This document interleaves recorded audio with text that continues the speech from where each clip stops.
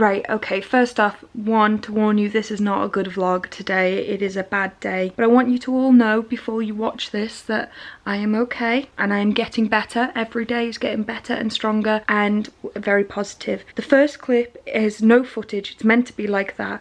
It's because it's 6 AM and I'm just filming. And at the time, you can't see anything because I was filming just for me. I wasn't intending to put this in the vlog, but after how bad of a day I have, I think it's good for context. I think it's good to see the mental state I was in. I was up until all day, I think. I think I only got like an hour nap or something. And I was up having a panic attack, stressed out, and I went from suicidal thoughts for a brief second, but that's how low I got, to being this force of nature that was, you know, going to get through everything, and I felt really positive, down to job searching, down to despair, and then it was kind of that cycle on repeat. I just was in this spiraling, this downward spiral. Well, it wasn't, it was a loop. It was of highs and lows, and it was awful, and I was stuck in it. And I'm kind of explaining everything, which is the clips will do anyway, but I just wanted to warn you, it is a bad vlog. It's a very sad vlog. I cry in it.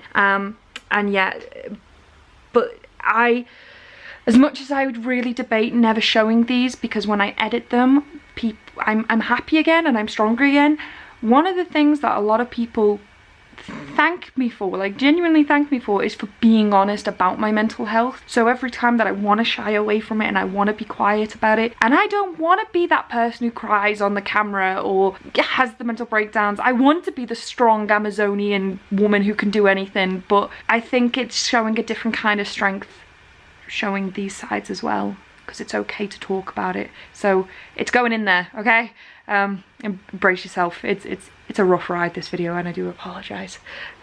See you at the end of the video. You can't see anything, but I'm just filming this to remind you when you're editing that you had...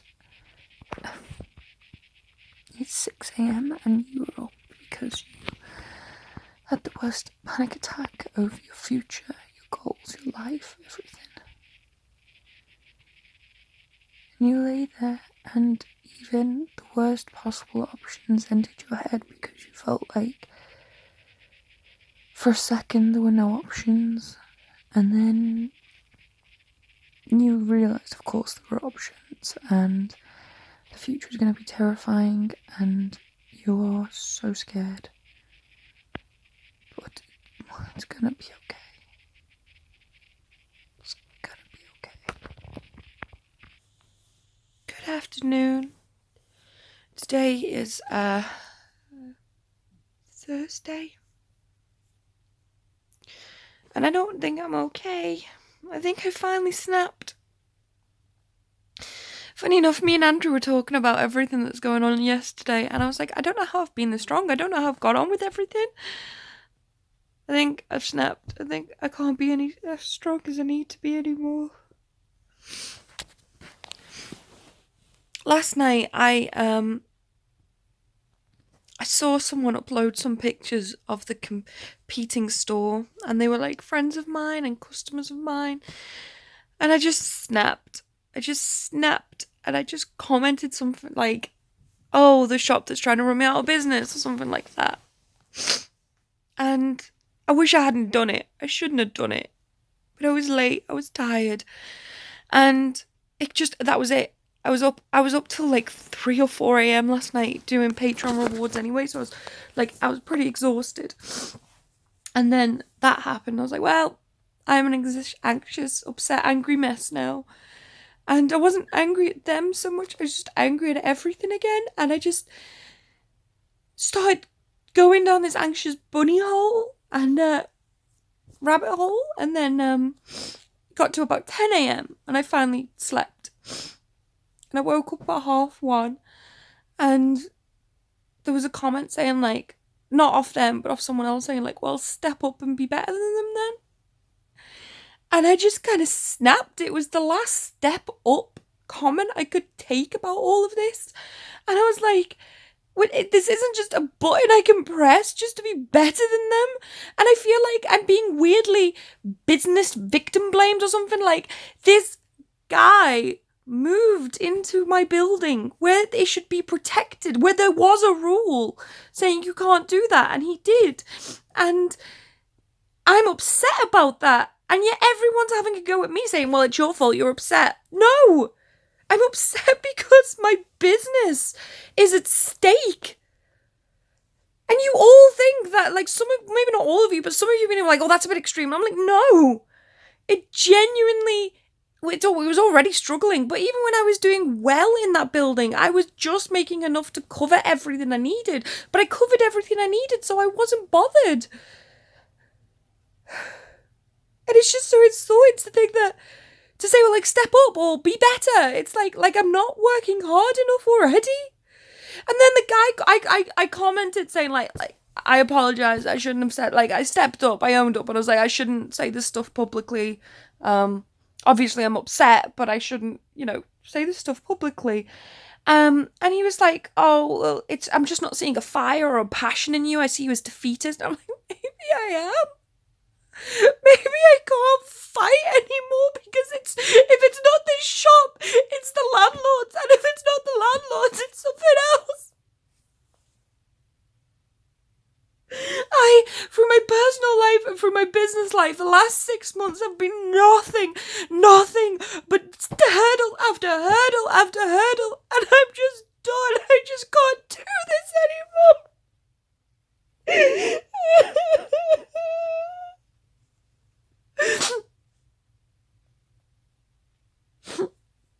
And it's not like I don't have other positive things in my life. I have YouTube, I have writing, I have even my jewellery website, but none of it is enough just yet. None of it would support me if I just went, right, close the shop.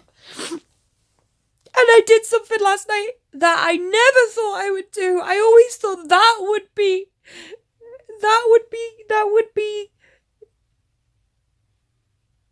giving everything I fought for away, and it was looking for jobs. And I don't want you to think that I'm like, oh, people who work, it's not that at all.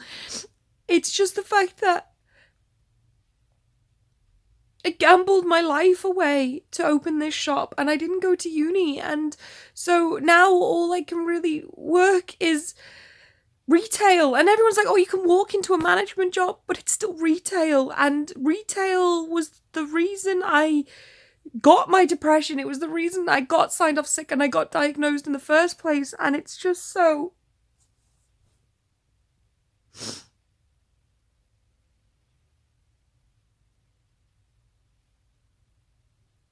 if I have to, I have to. But it's such a... I just feel... I feel like everything has been for nothing. And I know it's not. I know so much has come from this shop that even if it closed tomorrow, there's still so much. Oh, I'm so sad.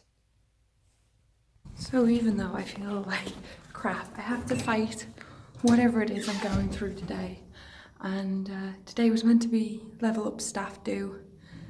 Possibly last one ever, and unfortunately Phil had to cancel, which I was really crushed about, I won't lie, but he couldn't help it. So now me and Andrew are going to go for some sushi, and we're going to go see Star Wars, and I've got a little surprise for him from Level Up as a thank you. I've given him some money to go towards his new Limitless account sign up. And so's Level Up as a big thank you, because he's done so much for me and I'll never be able to repay him. I was having a bad day and then I walked down here and I saw a real reindeer. Oh my god, that's so cute. So we saw the film, what did you think of it? It was really good actually. I hated the fact I didn't hate it. It was actually pretty damn good. It's not Jumanji. It does explain one or two things, of which I really want to talk about, but I won't. But yeah. Well, if it's not Jumanji, then why is it called it? Like the name of the movie and the game that they're playing that they constantly refer to accept. Okay, you all know it's a video game, but the video game, which looks like a really rip-off Atari, so that's meant to be a vintage controller, has a SCART plug and SNES control pads. And the cartridge looked like a Game & Watch cartridge. It was ridiculous. Not Game & Watch. Virtual Boy. Virtual Player. Virtual Game. Well done. Which one am I on about? I'm a specialist. Okay, so that was a bit of a roller coaster of emotions. I hope I conveyed properly why I was so sad in that, because I hate to think that people would think, oh, you know, oh, Lucy just doesn't want to have a retail job. It wasn't that at all. It was, I'm upset because Andrew worded it great on Facebook, actually. He said, I'm upset because, well, not only is someone threatening my business, I'm upset because I've worked very hard for 7 years to build up a reputation and community for 7 years in that building and in the Liverpool atmosphere. For just someone to just come in and kind of ride on the tailcoats of that work, and the fact that everyone's answer to that is, oh, just work harder. Our reward for someone doing that is we get to work harder when we already work ridiculously hard. And then because we're upset by that, it's actually very shocking that so many people have just replied to us say, well, be better than them.